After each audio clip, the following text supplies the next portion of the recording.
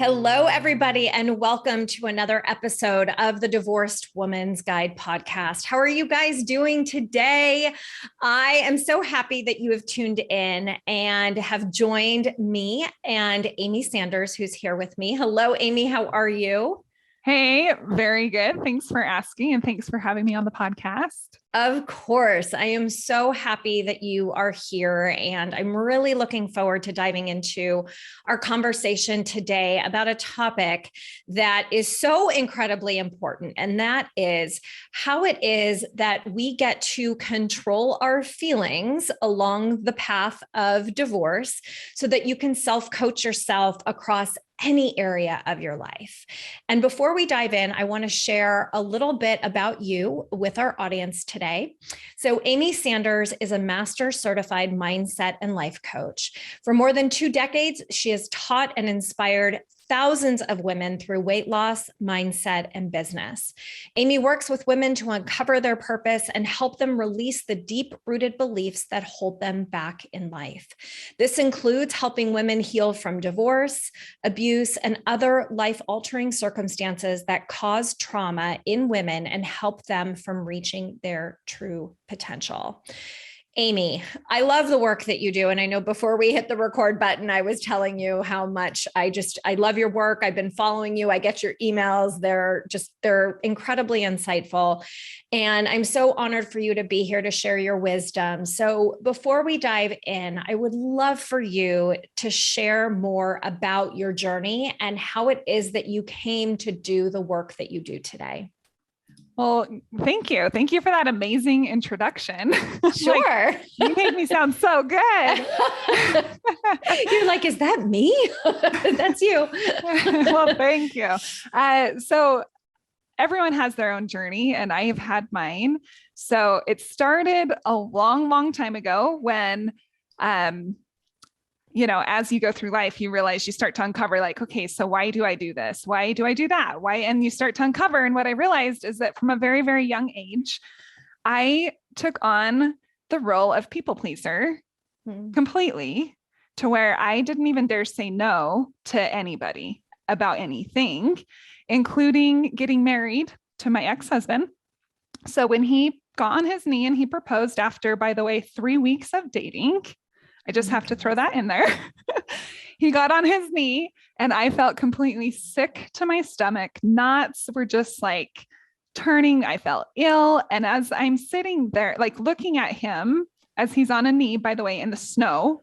So I'm leaving him down there because I don't know what to say because I'm like completely frozen. Literally. I just say yes.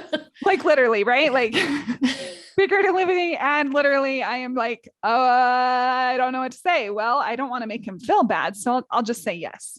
So I said yes to the most important decision of my life, turning away from everything that felt true to me. From that moment on, I got married. I was married for 11 years. We had 3 kids together, and I knew it was a mistake. I knew my body, my soul, everything about me did not want to be married to this man. And I said yes. So as I was going through this marriage, and there was a lot that happened in this marriage, there was infidelity. If you name the things that people leave a marriage for, it was like check all the boxes, but I stayed also because of my religious beliefs. So I had so as I'm like completely miserable, I'm like, I'm just like thinking like, is this really what, if I believe in God, is this really what he wants for me? Why is it that I tell people yes all the time? Why is it that I don't ever listen to what I want? So I just really started uncovering. It took me down a long road of self-discovery. Once I left my husband, I felt completely empowered and realized like, wow, once I took back my own power, I'm like, every woman needs to know how to do this, and they need to know that they can. Now, I'm not pro-divorce. I'm not saying, hey, if things aren't perfect, jump out of there, get out of there. Right. But what I'm saying is, if things are not going in your life the way that you thought that they would, there's always something you can do about it. And I just want to shout from the rooftops, guess what? Take back your power. Women are amazing individuals. Like we all have so many talents and gifts and things that maybe we keep small, we stay quiet. And that's what I used to do, but it didn't serve me. And it left me into led me into a really unhappy situation. So that's kind of what led me along those lines, is people pleasing that just kind of escalated. And then once I dove in, I've been into fitness and health and wellness and stuff for over 20 years. And so helping those women initially, it's like there was always more, so I'd help them lose weight and other things would happen in their life. Like they're like, oh, wow, my marriage is improving. It's like always more stuff. So I don't know, that was kind of a long intro, but that's what got me where I am today. And so certifications and clients and everything later, here I am.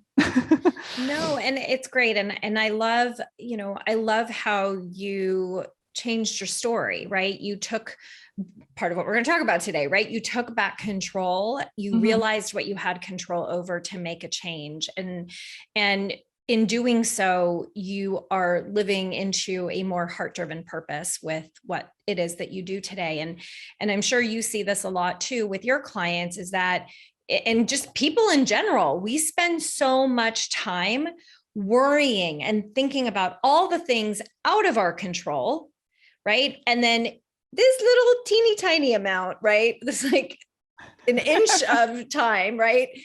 Thinking about the things that we do have control over. So, based on our topic today, right, is what is it that we have control over? Well, you have control over your decisions, your choices, your emotions, your feelings. So let's start there.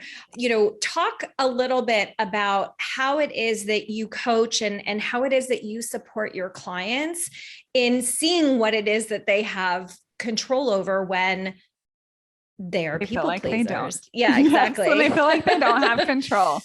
Yes, I love this. I want to start by talking about a story that happened yesterday, because I was on the phone with a client, and in her life, she felt like this past weekend, she has been with this man for a while. They've broken up and he was on a trip with another woman.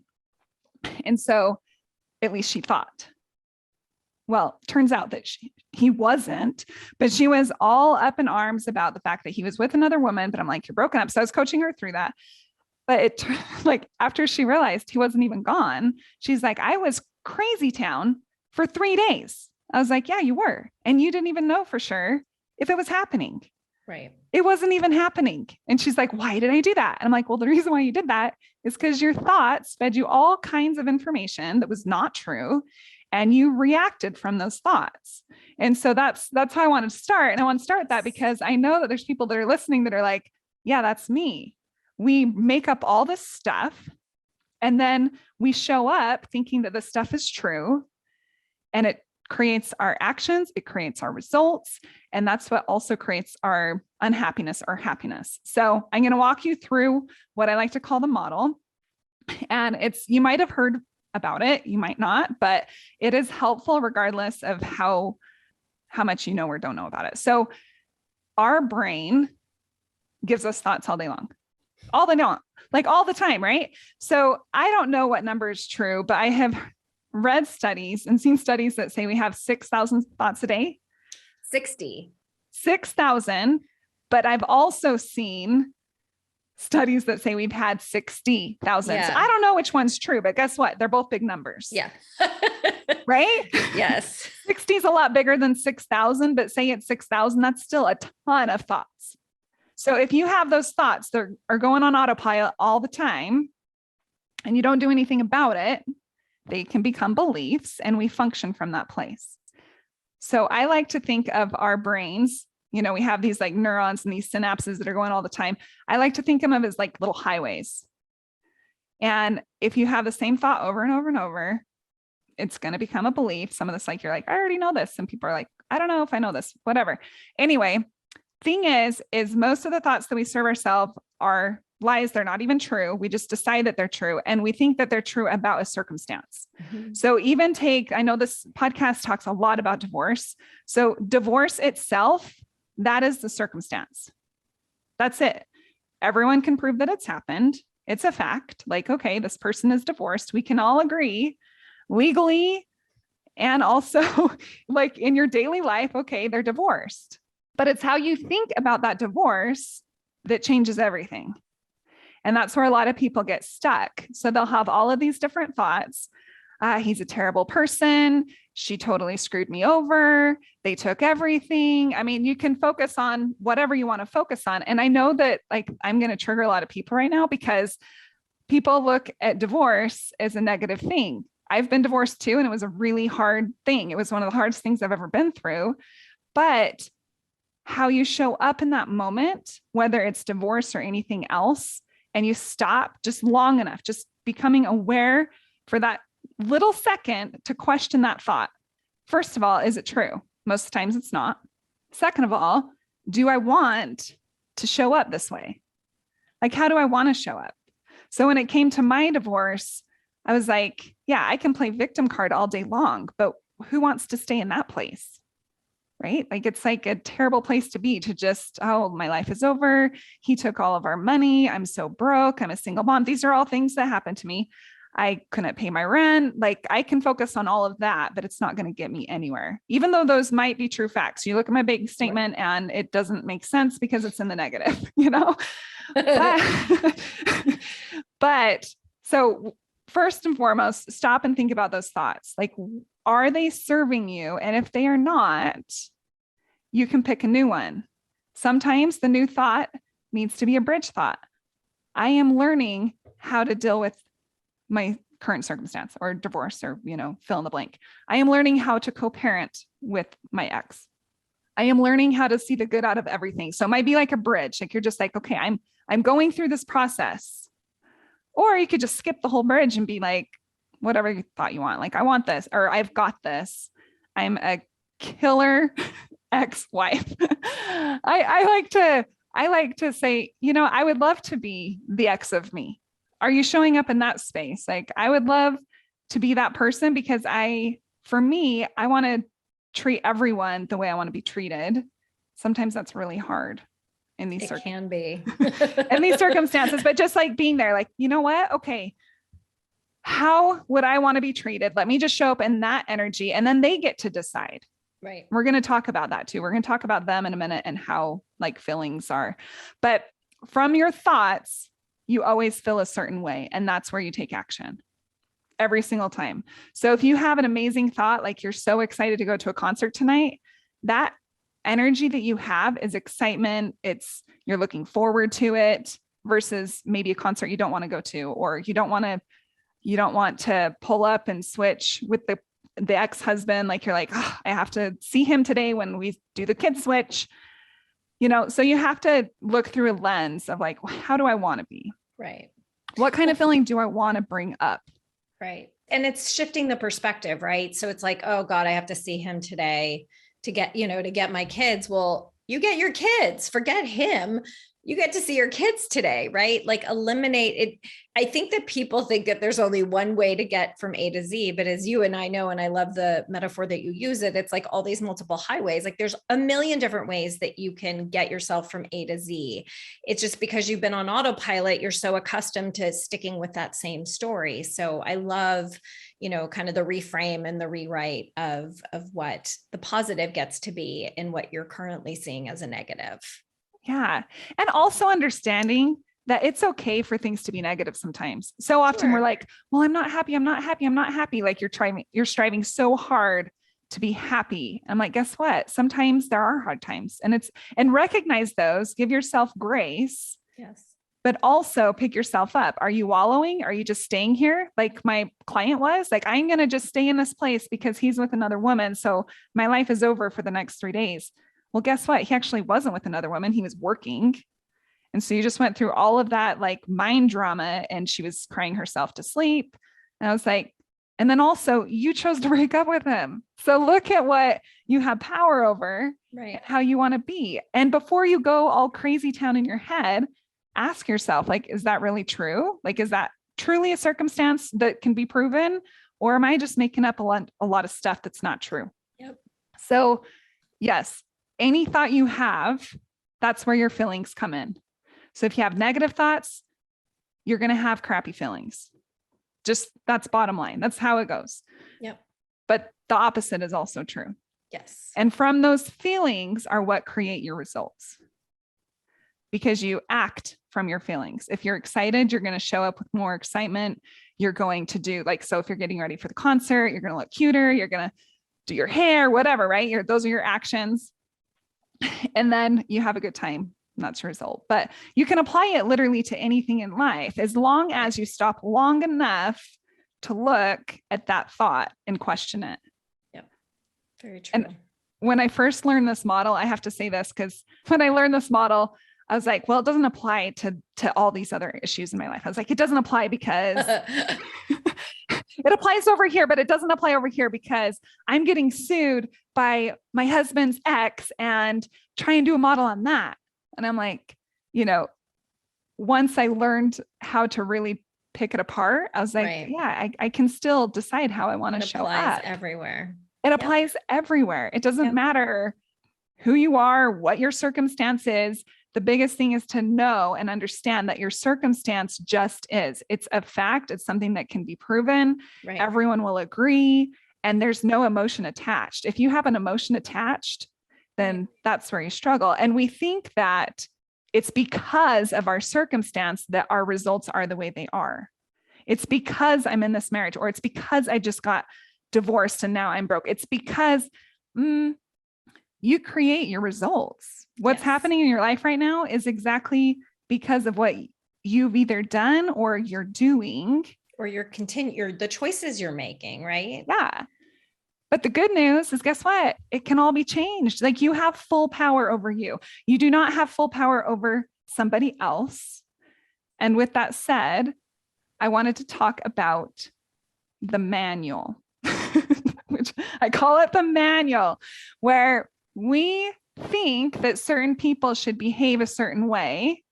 And we have all those words like should or have to, even ourselves. Ought to, yep. Yeah, all these things. Guess what? The only person we can control is us. Nobody else. They all can do whatever they want to do. If they're adults and you're not like their mom, if they're over the age of 18 and you're not their mom, they get to decide. They can do what they want. Yeah, they can do whatever they want. So if you take on that approach, like, okay, take the word should out of my vocabulary. I should do this, or you should do this, or I have to do this. All of those words are heavy and they don't really serve you. But if you understand, I get to decide. I get to take care of my parent or my kids. I don't have to. I can literally do not one thing for them, but I'm choosing to. I don't have to. I'm choosing to because I want to, because I love them. I'm choosing to co-parent with this ex because these kids are important to me and I love them. Anyway, I think it's we speak the same language, right? It's whenever we use words like I have to or I want to me, you're leaving room for not doing those things, right? Mm-hmm. And to me, the power is in saying, I get to do these things. Like, I get to be a mom. I get to be an entrepreneur. I get to be a daughter. I get to be all these amazing things.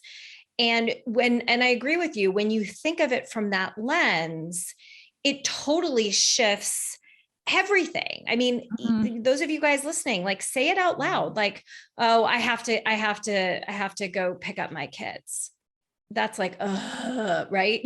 Right. Like, I have to go pick them up. Right. I have to go pick them up. I have to feed them, and instead say, like, I get to pick my kids up from school today. Do you know how lucky you are? Like, you have the ability, like, you get to do this. Like, and I, for so many years, I worked in corporate and I had a nanny because I chose to work and I chose to work in corporate. And now that I work from home, I work for myself. I'm like, I get to pick my kids up from school. I have been dying to do this for so long. And I agree with you. I think that there's just such a different, you take back your control in the I get to instead of the I should or I have to or I ought to. So I love that. It's all a choice. Yes. And the other thing that I think is very important to just become aware of is that so often we believe that other people hurt our feelings. he hurt my feelings. He was so mean to me. He hurt my feelings. Well, we were raised to believe that, right? Like when we were kids on the playground, the teacher was like, you hurt their feelings. Go tell her sorry. Go tell him sorry. And you'd be like, I'm sorry I hurt your feelings. Truth is, our feelings are ours. Nobody can hurt them but ourselves. Nobody. People can say something to you, and if you take it apart, those are just words. Once we decide that they're true is when our feelings get hurt. That's also where we stay in like the whole victimhood. So if you can look at it like, okay, well, that's their perception. What's mine? Right. That's what they said. And they can think and do and say whatever they want to, but that does not mean it's true. And that does not mean it's true for me. Right. So when your feelings are hurt, step back and look at it. Is it because you're deciding that it's true? Most likely. Oh, 100%. I mean, this is so great. This is so great, Amy, because, because it is like, and typically it's other people projecting, right? Mm-hmm. It's projecting their own feelings onto you. It has nothing to do with you unless you allow it to. Mm-hmm. Right? Like there have been times where people have made comments to me, and old Wendy used to be like, I so care what other people think of me. Oh my God, is this how other people are seeing me? And then taking that in, that like, oh my God, this is who I am. And now I'm like, I don't even like, number one, that's so not me. Number two, like, if that's your experience, we are not meant to be friends. Like, see you later. Right. And now I just like, it's like, it just rubs off my back now. But I think it's really important because and I do think that it has to do with the fact that it's the people pleaser in us, right? We want to be loved and liked by everybody. And so when we think that somebody doesn't like us, we take that in as like something's wrong with us, instead of, well, maybe either they're perceiving something incorrectly or they're the ones who are like have the problem. And it's okay. Yes. 100%. It's totally okay. Yeah. I always say like, you're entitled, I say to my kids, I'm like, well, you're entitled to your feelings and I get to feel differently. And that's great. Like no one's right. No one's wrong. Yeah, different. Totally. Yeah. And if you can understand like, okay, so if I have control of my feelings and I can apply this model, circumstances just are, it's my thoughts about the circumstances that are tripping me up. How do I want to see this circumstance? Mm-hmm. Okay. From that place, I have these feelings. And those are what are going to create my actions and my results. Okay. So if that's it, and I get to decide how I want to feel, how do I want to feel? There's some days. Yeah. I'm a life coach. I've been doing this stuff for a long time. There are days where I'm like, yeah, today I'm just having I'm having a very human day. I call it a human day sometimes, or a crappy day. And it's okay. You know what? It's okay. And then there's other times where I'm like, but why do I even want to be here? Because it's a complete choice. I can have a crappy hour and then I can get on with my day, but it is me. It's nobody else. Yep. 100%. Just deciding to take ownership and then deciding what you want. So what do you want? It's like how do you want to feel? How do you want to show up in the world, in your home, to your kids, to maybe your new partner or your ex or your family? Like, how do you want to show up for you? Yeah. And I'm not trying to derail you from going through the steps, but what's coming up for me too is that, we also have a choice in whether we respond or whether we react. And there's a very big difference too, right? So when we respond, we're responding from a conscious choice place versus when we are reacting, right? That's when we're taking in what the other person is saying. And it's like our defense mechanism just like automatically kicks in that moment where, again, I don't believe serves us. I do coach my clients a lot around understanding what the difference is between reacting and responding. And I think a lot of that has to do with letting go of your expectations and even assumptions of what is coming towards you. Totally. That does go along because that is what the manual is. It's like letting go of expectations of what you think you or other people should always be doing. Just let it go. Yeah. Because you know what, it's one thing if you ask. So let's say that you're super annoyed that your partner or your kid is not taking out the trash every week. And so you have all this resentment. Well, if they're an adult, they get to decide if they want to take out the trash. But also, have you asked them? Have you said, hey, can you make sure to take out the trash every week? That'd be very important for me. A lot of times we don't ask, we just assume, and then we get like really frustrated. But letting go of expectations is humongous. And when we do that, we can show up so much more often with love and happiness, the place where we want to be, because we're seeing people as they are. Nobody's perfect. Mm-hmm. And it's such a better, like a better space, better energy, better place to be. Yeah. So how can people get a handle on their emotions? And, I mean, I love breathing work, right? Like I always, my line is like, there's power in the pause, right? So how can people sort of start practicing that, gaining back control of their emotions and their responses? Yeah, I love this question. First of all, breathing is good. With that said, I think I'm the one that does the least amount of it. Like I have to remind myself, like, I do meditation every day, but I have to be like, okay, no, Amy, it's time to slow down and do some meditation. So even those of us who are like practicing it still have to like, okay, not perfect, but yeah, power in the pause. I love it. Just focus on breathing, but then ask yourself, is this true?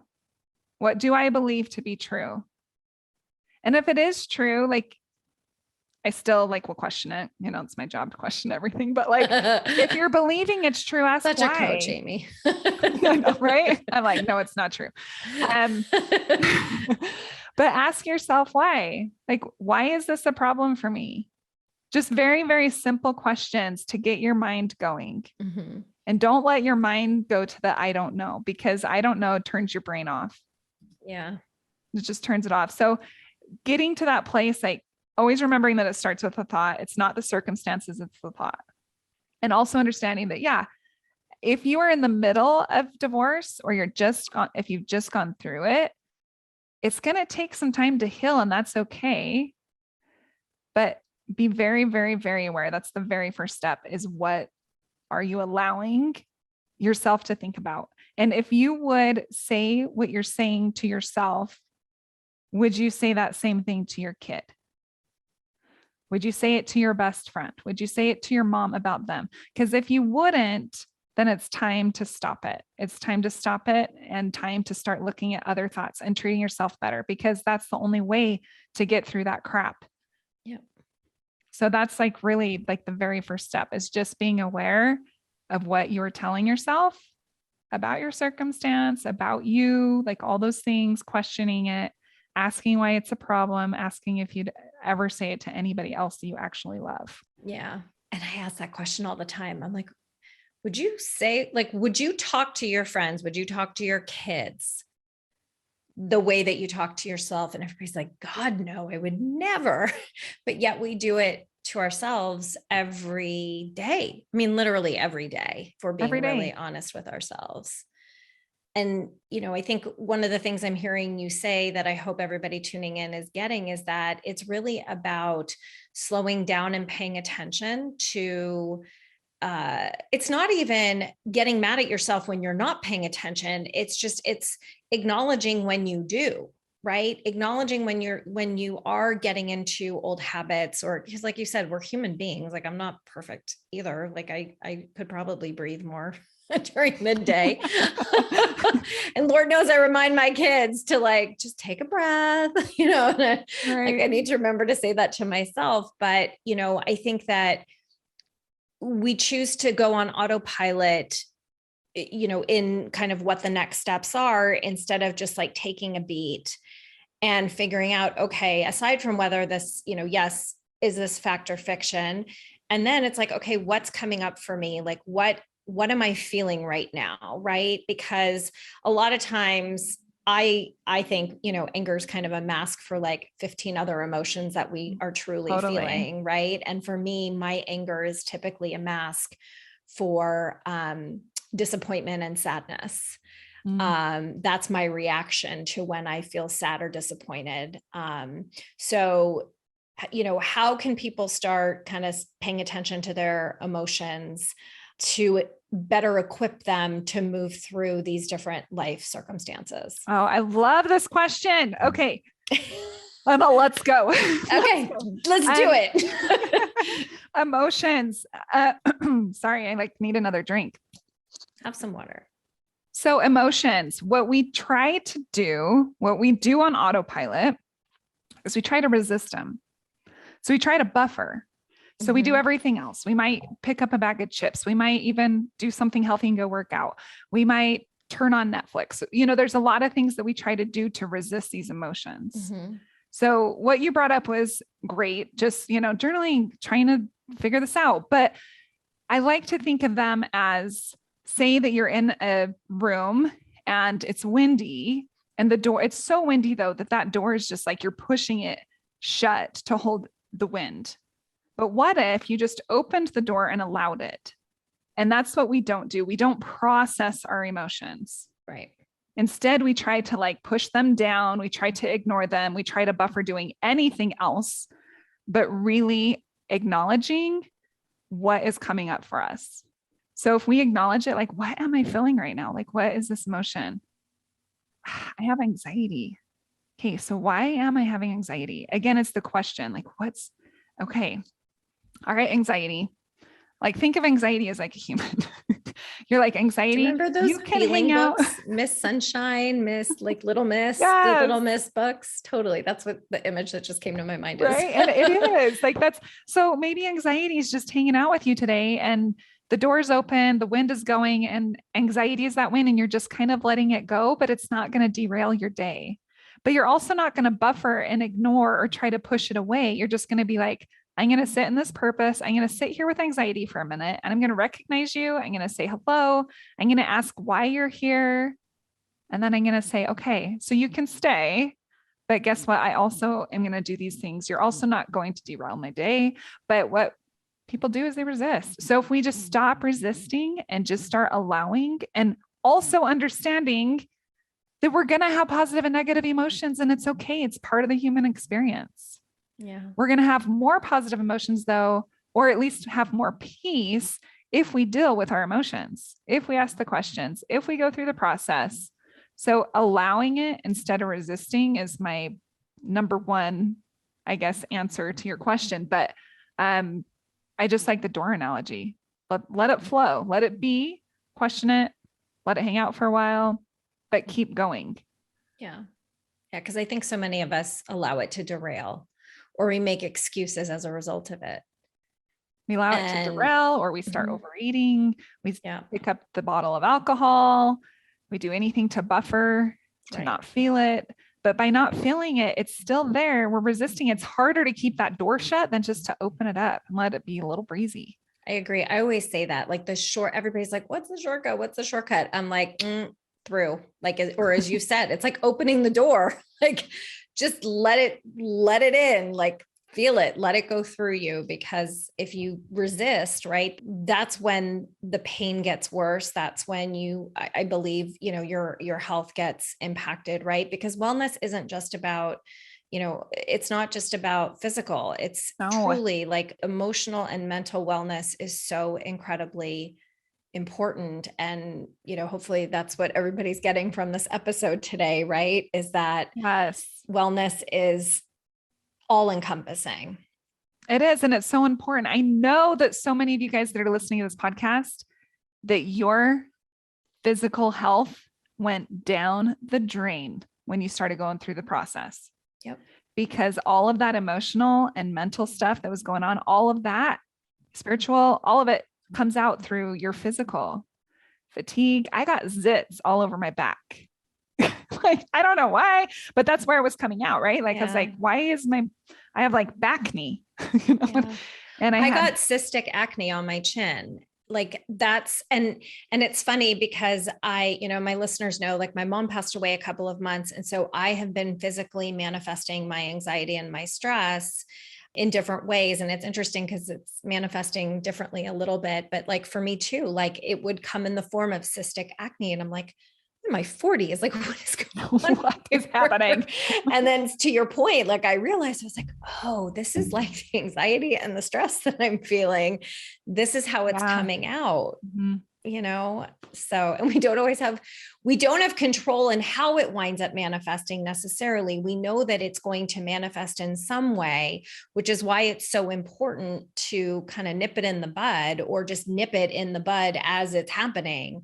And it becomes easier to do later on. And, you get a better handle on it, right? You have to practice, I practice. You have to practice, and you're always practicing. It doesn't stop. Yes. No, but the sooner you do it and just take care of that emotional piece, the stronger you're physically going to get. All of it comes together. It's just important to go through it for sure. Yes. Well, Amy, as we wrap, I want to just ask if there's any other tips that you want to share with the audience today that we haven't hit on yet regarding our topic. I don't know. I'm hoping this regards the topic, but what's coming to mind right now is that I read this back in my 20s when I was in the middle of my unhappy marriage, and it stuck with me. And it's from Napoleon Hill. And he said, it's the Think and Grow Rich book, but whatever the mind can conceive and believe, it can achieve. And so whatever is going on in your life, whether it's financial, physical, relationship, whatever it is, what you're going through right now is just a bump. It's a bump in your road, and it's part of your path. But you can dream big. You can be whatever you want. There is always time. I mean, people even go back to school in their 80s. Like, nothing is too late. So just lean in, take care of yourself, really go through this whole process of like learning how to manage your emotions, and your emotions and feelings are the same thing, but just really tuning into that and realizing that you do hold all the power. You do hold all of the answers. You just have to trust the process and trust yourself and dream big, because life is great. Like, I never imagined I would be where I am now. Like, I have an amazing husband. I did tell you already, we have 7 kids, so many kids, but we have like a dream lifestyle. And it's because I took that step towards change, and everything unlocked. And so I want that for everyone who wants it for themselves. And it's totally achievable. It is. There's no difference between you who's listening and Amy or myself. It took a mindset shift and the belief that anything is possible, and we get to recreate our life at any point in time. So stop making excuses. To everybody listening, stop making those excuses and just take one step forward. So, Amy, thank you so much for being my guest today. How can people find you? And I know that you also have a very generous free gift for all of our listeners that will be in the show notes. Yes. So just my website is the best way, luckysanders.com. It has everything on there. LUCKYSANDERS.com. And then the freebie is just all about wellness. And all of it's encompassing. So we talk about relationships in the freebie. We talk about even physical. So like my favorite weight loss tips from, my instructor hat teaching. And then we also go through everything that I just went through on this that teaches you how to take control of your emotions so that you can live a better life. Wonderful. Amy, thank you for being here today. You're welcome. Thank you so much for having me. It was my pleasure. Of course. And everybody tuning in, I hope that you enjoyed this week's episode. You know that I love hearing your feedback. So please share with me, what was an aha moment? What was a learning that you had? What is a commitment that you're going to make towards improving your wellness, your mental, your physical, your emotional wellness as it is that you are navigating your divorce process? I love to hear from you. Wendy@wendysterling.net.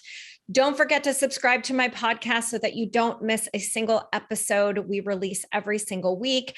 And if you're looking for support, definitely check out my Facebook group, The Divorce Rehab, and my social handle across all social media channels is Divorce Rehab with Wendy. Thanks for listening to this week's episode. As always, sending you all tons of love, light, and joy as always. Mwah. Bye, everybody.